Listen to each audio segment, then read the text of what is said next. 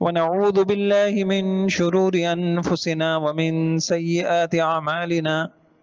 من يهده الله فلا مضل له ومن يضلل فلا هادي له. ونشهد أن لا إله إلا الله وحده لا شريك له. ونشهد أن سيدنا ومولانا محمدا عبده ورسوله. أما بعد فأعوذ بالله من الشيطان الرجيم. بسم الله الرحمن الرحيم. بل الساعة موعدهم والساعة أدهى وأمر. إن المجرمين في ضلال وسعر.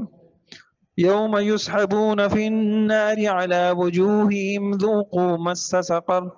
إنا كل شيء خلقناه بقدر. وما أمرنا إلا واحدة كلمح بالبصر.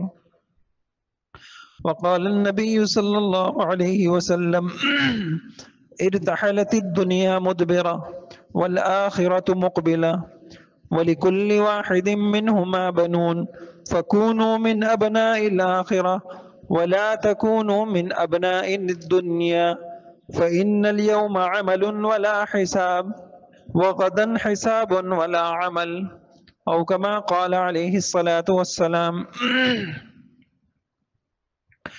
میرے محترم بھائیوں بزرگوں، گزشتہ چند جمعوں سے حضور اقدس صلی اللہ تعالی علیہ وسلم کے احسانات کا ذکر چل رہا تھا.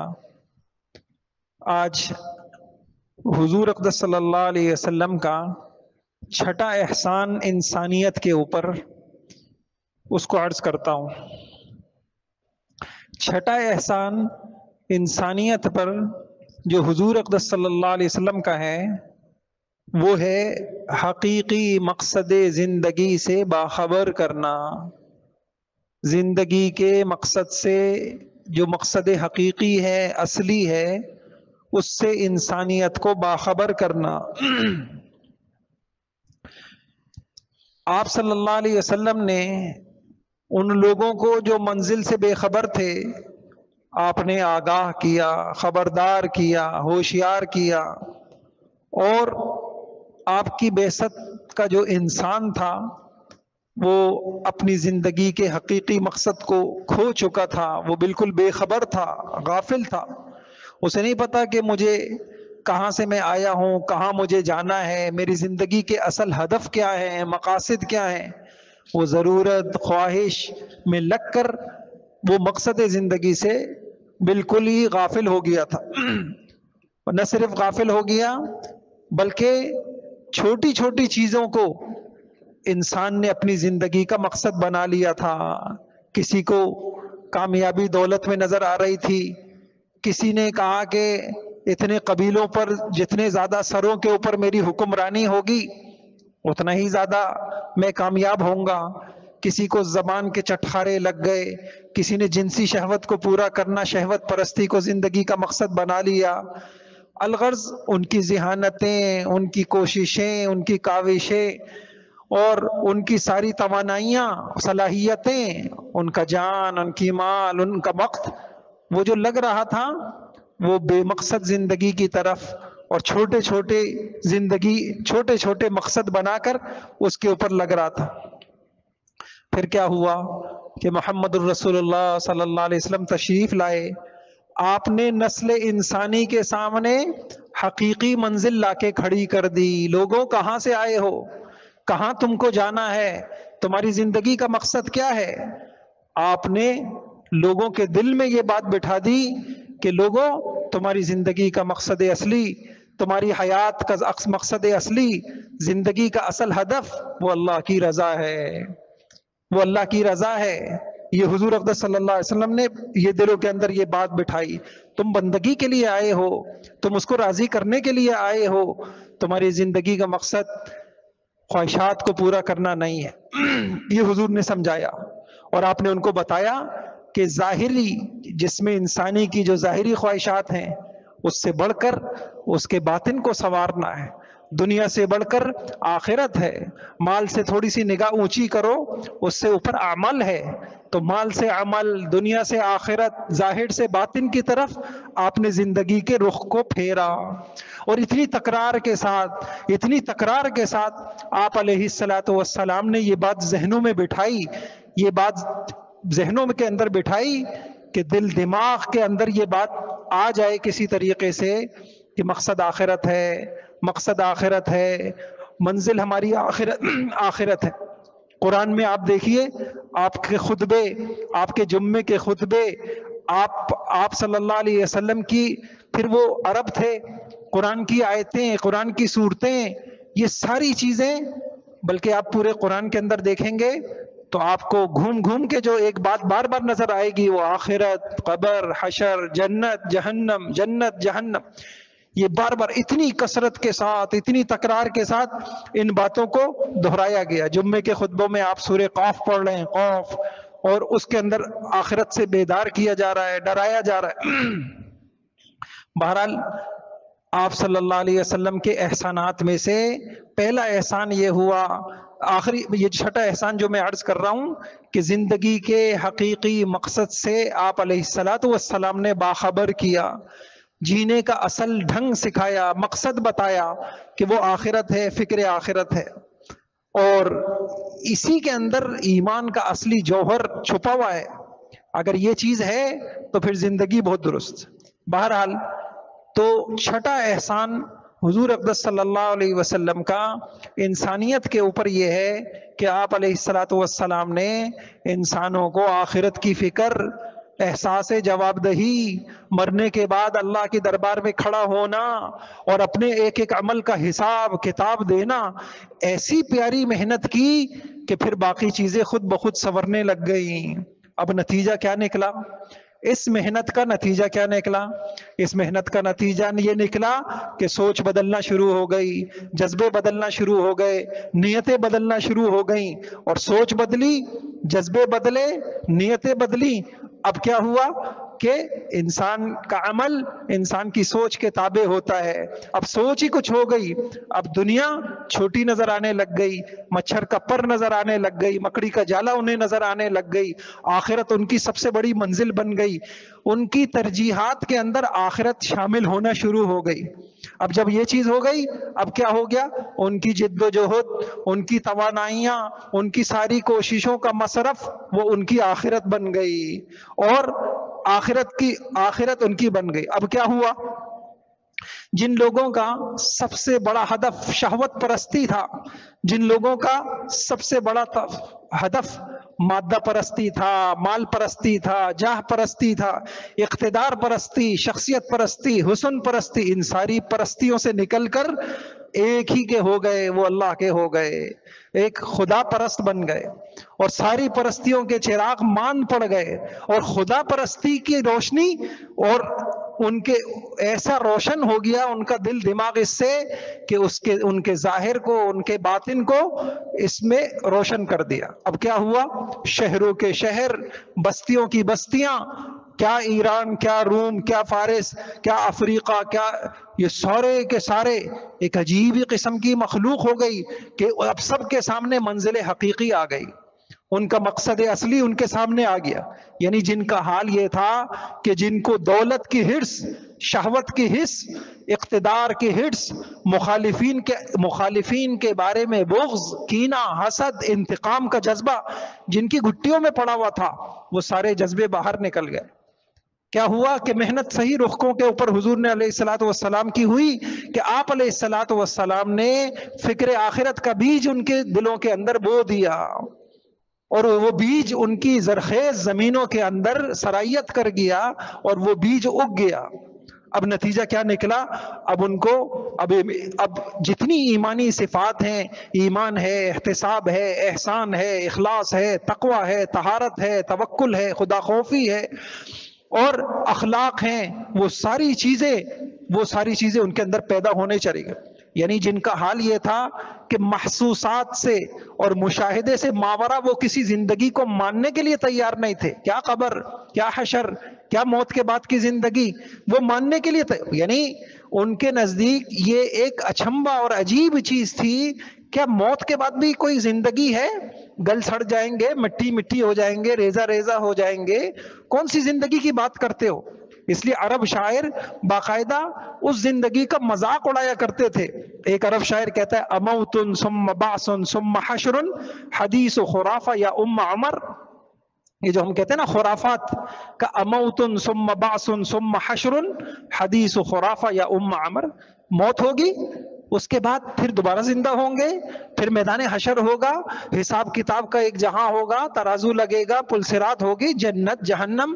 اے ام عمر، یہ سب خرافات ہیں، فضول باتیں ہیں.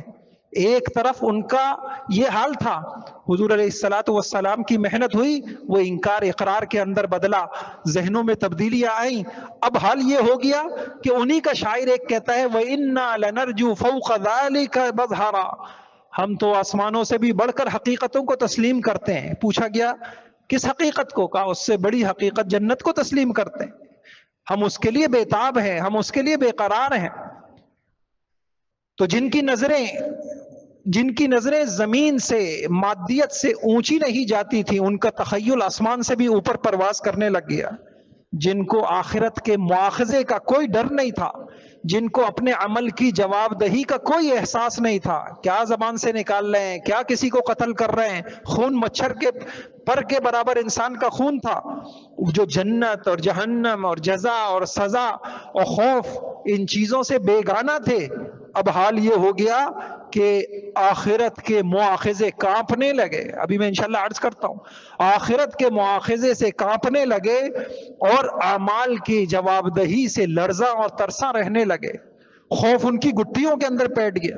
ایک ایک عمل سے پہلے ان کو خوف ہوتا. آپ کو واقعات ملیں گے کتنا خوف، ابو بکر کا خوف، عمر کا خوف، عثمان کا خوف، علی کا خوف، ایک صحابہ کا خوف، ان کا رونا، ان کی راتیں.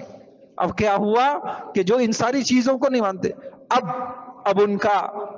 کیا ہو گیا؟ جب خوف ان کے دل میں آ گیا، اب جنت کا اشتیاق ان کے دل میں بڑھ گیا، اور اس جنت کے شوق نے ان کو بڑی سے بڑی قربانیوں پہ آمادہ کر دیا.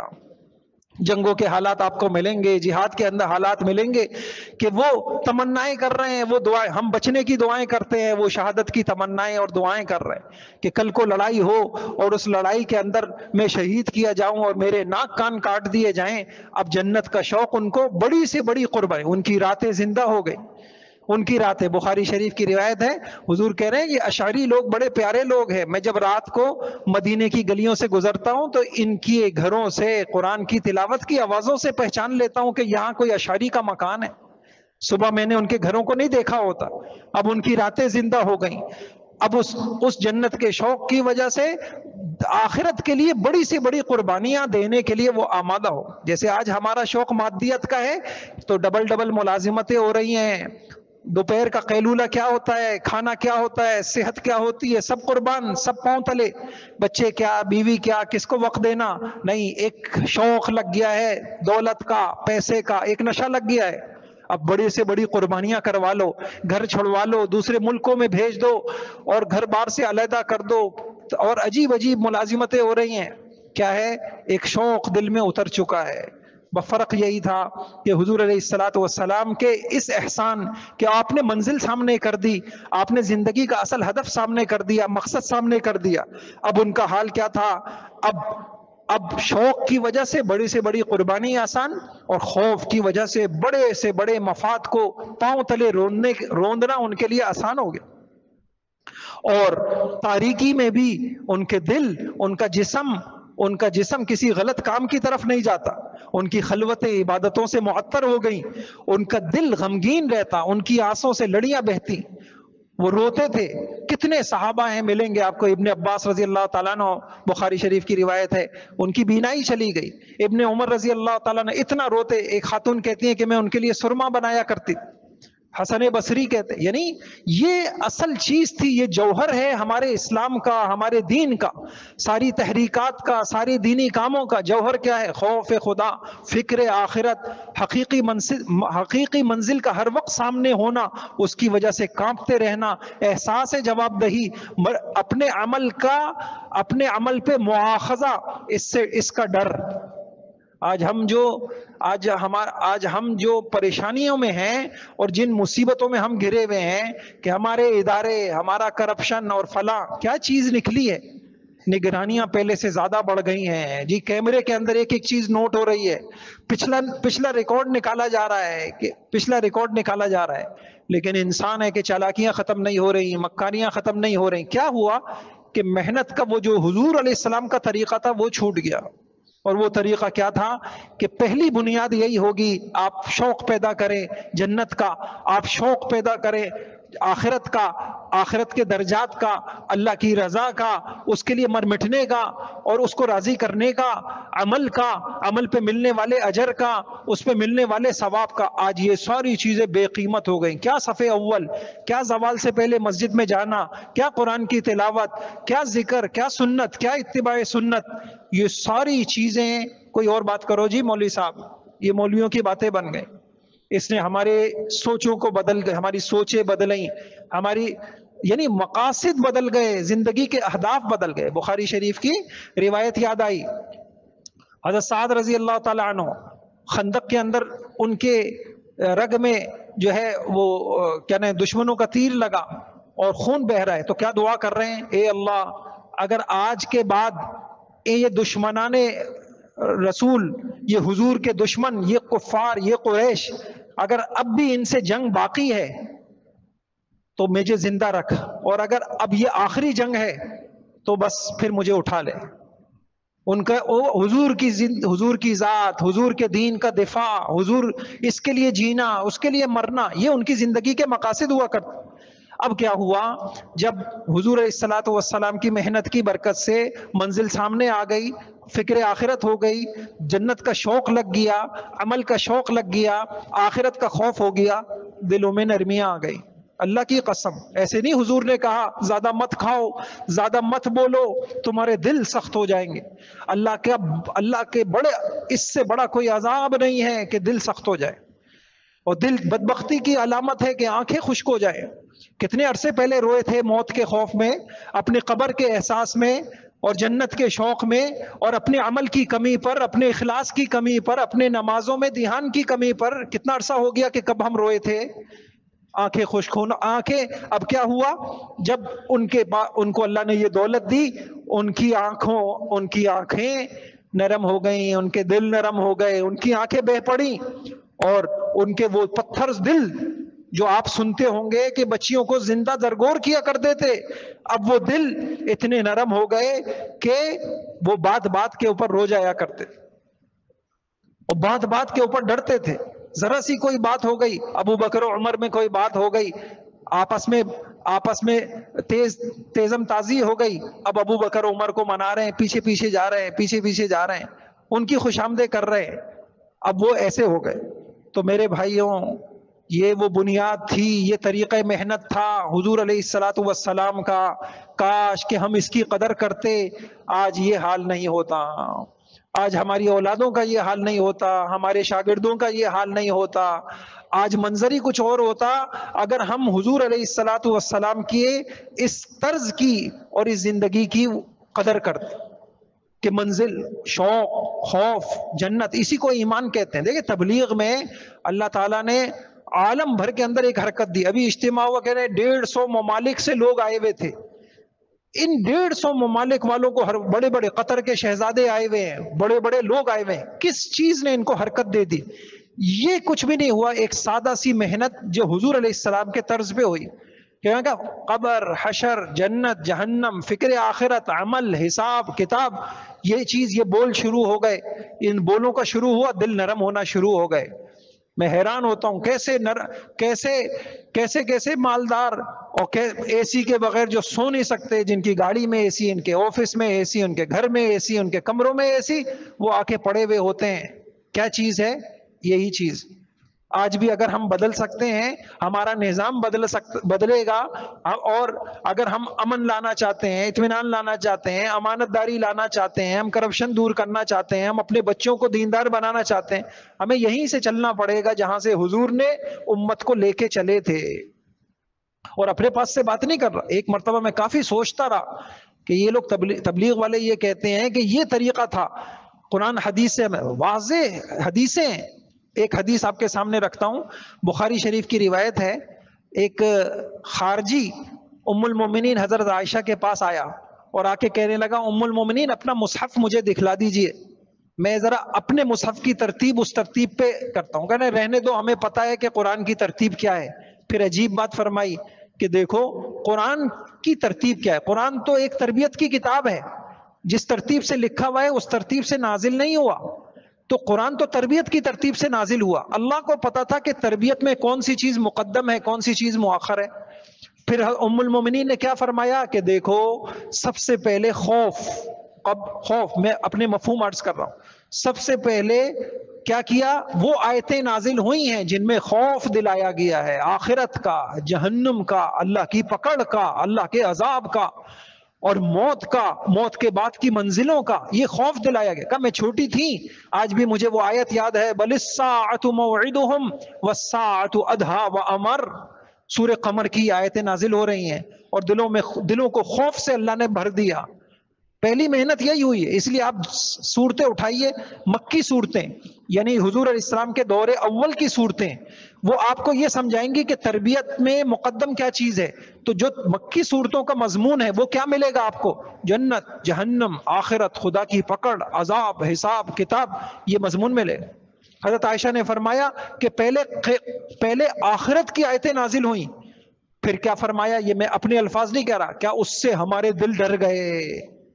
جب ہمارے دل میں ڈر پہ بیٹھ گیا آخرت کا، حساب کتاب کا، خدا کے سامنے جواب دہی کا، اللہ کے سامنے کھڑے ہونے کا، تو پھر کیا ہوا، پھر احکام نازل ہوئے، شراب چھوڑو، شراب چھوڑو۔ پہ جب تک، ابھی اس رائے اجتماع میں ایک بڑے عالم عجیب بات انہوں نے کہی، کہا جب تک یہ شعور نہیں پیدا ہوا تھا اس وقت تک اجازت تھی شراب پی کے نماز پڑھو۔ شراب بھی پیتے تھے، نماز بھی پڑھتے تھے، کیونکہ اللہ کو پتا تھا کہ نہیں، کہ پہلی چیز کیا چیز ہے تربیت کے اندر، ایمان ہے، پہلی چیز کیا ہے، شوق ہے، پہلی چیز کیا ہے، خوف ہے، اس کے بعد کیا چیز ہے، اس کے بعد حکم ہے۔ اب کیا ہوا، اب حکم آنے لگے، وہ شراب جو ان کی گھٹیوں میں پڑی ہوئی تھی، خود بخاری کی روایت ہے، حضرت انس کہہ رہے ہیں میں اپنے چچاؤں کو شراب پہ لا رہا تھا اور آواز آتی ہے کہ الا ان الخمر قد حرمت، کہ لوگوں شراب حرام ہو گئی ہے، مدینے میں مٹکے توڑ دیے گئے، وہ شرابیں بہہ پڑی۔ پھر کسی نے یہ نہیں پوچھا یہ کیا بات ہے، یہ تو سخت ہے، یہ تو یوں ہے، تدریجن ہونا چاہیے، تھوڑا وقت لگے گا، تھوڑی مہلت دیں، نہیں، اتنا خوف بیٹھ گیا تھا اللہ کے بڑے سے بڑے، وہ متلاشی رہتے تھے اللہ کے حکم میں۔ پردے کا حکم آتا ہے کوئی اعتراض نہیں کرتا، کوئی تعویلیں نہیں کرتا، جہاد کا حکم آتا ہے کوئی تعویلیں نہیں کرتا۔ تو بھائیوں یہ بنیاد تھی، یہ حضور کا احسان تھا، اور کیسا خوف تھا، اللہ اکبر۔ دل تھا کہ میں آپ کو کچھ صحابہ کے خوف کے قصے سناؤں، ایک آدھ قصے سناتا ہوں۔ حضرت علی رضی اللہ تعالیٰ عنہ، ایک شخص کہتے ہیں حضرت علی رضی اللہ تعالیٰ عنہ کی رات بیان کر رہے ہیں، کہنے لگے میں نے محراب میں دیکھا، آنکھوں سے آنسوں کی لڑی ہے، اپنی داڑھی کو پکڑے ہوئے ہیں، یتململ تململ السلیم، جیسے سانپوں کو اور بچھو کا ڈسا ہوا تڑپتا ہے اور کانپتا ہے اور خوف زدہ ہوتا ہے، ایسے تڑپ رہے۔ وَيَبْكِي بُكَاءَ الْحَزِينِ، جیسے غموں کا مارا ہوا تڑپتا ہے، ایسے رو رہے ہیں، غم زدہ ہیں۔ آج بھی میرے کانوں میں ان کی مناجاتیں ہیں، ان کی دعائیں ہیں، یا ربنا یا ربنا، یتضرع الیہ ثم یقول للدنیا، دنیا کو کہہ رہے ہیں الیہ تغررتی الیہ تشوفتی، ہیہات ہیہات، اے دنیا مجھے دھوکہ مت دے، اے دنیا مجھے دھوکہ مت دے، ہیہات ہیہات، دور ہو جا میری نگاہوں سے، غری غیری، کسی اور کو جا کے دھوکہ دے، میں نے تجھے 3 طلاقیں دے دی ہیں، فعمرک قصیر، تیری عمر بہت مختصر، ومجلسک حقیر، تیرے ہم نشین بہت حقیر، وخطرک یسیر، اور تیرا خطرہ بہت خطرناک۔ ان کی سینوں سے آہیں نکل رہی ہیں، اور کون ہے یہ حضرت علی ہیں۔ یہ حضرت علی ہیں، اور کیا کہہ رہے ہیں؟ آہ من قلت الزاد، آہ من قلت الزاد و بعد السفر و وحشت، ہائے توشہ پاس نہیں ہے، عمل کا توشہ میرے پاس نہیں ہے۔ کون کہہ رہا ہے؟ علی کہہ رہے ہیں۔ کیوں کہہ رہے ہیں؟ حضور کی صحبت ملی ہے، ایمان ملا ہے، خوف دل میں بیٹھ چکا ہے، منزل سامنے آ چکی ہے، قبر سامنے آ چکی ہے۔ اب کیا کہہ رہے ہیں؟ اب کیا کہہ رہے ہیں؟ ہائے سفر بہت لمبا ہے، لمبے سفر کے لیے توشہ بہت زیادہ چاہیے ہوتا ہے، میرے پاس تو کوئی توشہ نہیں ہے، سفر بہت خطرناک ہے۔ یہ حضرت علی رضی اللہ عنہ رو رہے ہیں۔ حضرت عثمان قبر پہ کھڑے ہوئے ہیں، آپ نے سنا کہ رو رہے، اتنا رو رہے ہیں۔ کون؟ عثمان ہے۔ بشارتیں مل چکی ہیں، جنت کے سرٹیفکیٹ مل چکے ہیں، لیکن منزل اتنی خطرناک ہے، منزل اتنی خطرناک ہے کہ دلوں سے محو نہیں ہو رہی، مٹ نہیں رہی وہ باتیں۔ اور حال یہ ہے کہ قبر پہ کھڑے ہوئے ہیں، ان کی آنکھوں کے آنسو ان کی داڑھی کو تر کر رہے ہیں، اور قبر کی منزل سے کانپ رہے ہیں، خوف زدہ ہو رہے ہیں، ڈر رہے ہیں۔ یہی سارے صحابہ کا حال ہے۔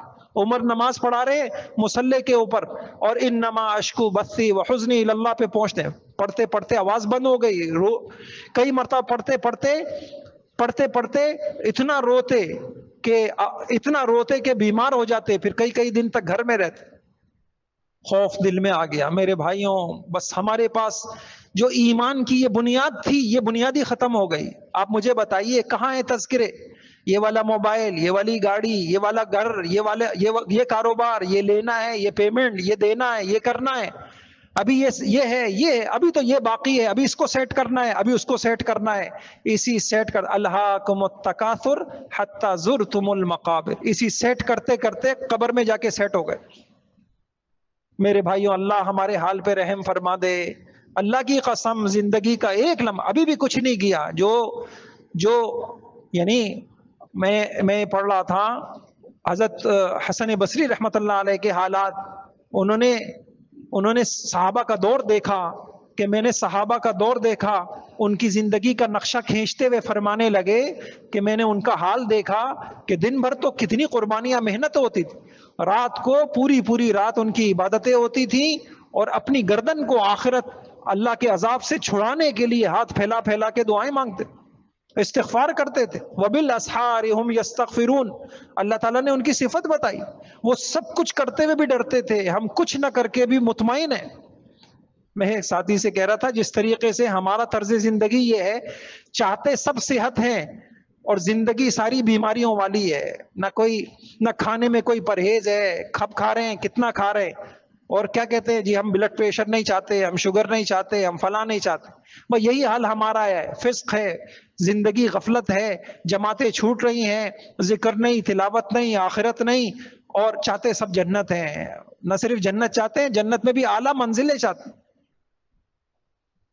ان کی جن کے سامنے زندگی تھی، ان کا حال کیا تھا؟ ابن مسعود رضی اللہ تعالیٰ، کسی نے جنت کی بات کہی، کہا جنت کی باتیں کرتے ہو، جنت کی تمنائیں کرتے ہو، مجھے کل قیامت میں اگر یہ اختیار دیا گیا اس جہنم سے بچنا ہے یا جنت میں جانا ہے، میں کہوں گا کہ مجھے مٹی کر دیا جائے، مجھے اور کچھ نہیں چاہیے۔ کاش میں مٹی ہوتا، کاش میں فلاں ہوتا، میں مومن کے بدن کا بال ہوتا۔ میرے بھائیوں، اللہ تعالیٰ ہی ہمارے دلوں سے، ہمارے اصل چیز کیا ہے؟ مٹی گارے کے اوپر محنت ہو رہی ہے، فیکٹری پہ محنت ہو رہی ہے، اپنے واش روموں پہ محنت ہو رہی ہے، اپنے گھروں کو چمکایا جا رہا ہے، اپنی گاڑیوں کو چمکایا جا رہا ہے، اپنے گھروں کو چمکایا جا رہا ہے، اپنے چہروں کو چمکانے کے لیے کتنی چیزیں پڑی ہوئی ہیں۔ اگر مجھ سے پوچھیں، ہم آپ سے پوچھیں کہ یہ بتائیے یومیہ آپ کی محنت کا خلاصہ کیا ہے دل کو چمکانے کے؟ صفر۔ اور یہ دل اتنی جلدی، پہلے زندگی سادگی تھی تو دل کی مشغولیت کے اسباب کم تھے، اب تو دل کو کھینچنے کے لیے ایک موبائل ہی کافی ہے، ایک آخرت سے غافل کرنے کے لیے یہ ایک آلہ ہی کافی ہے، یہ دیکھو، اب یہ دیکھو، اب یہ پڑھو، اب یہ پڑھو، اب یہ پڑھو۔ تو اللہ تعالیٰ مجھے بھی، آپ کو بھی میرے بھائیوں توفیق عطا فرمائے۔ آخری بات، 6 احسانات عرض کرنے تھے، آج میں نے آپ کے سامنے آخری احسان حضور علیہ السلام کا عرض کیا۔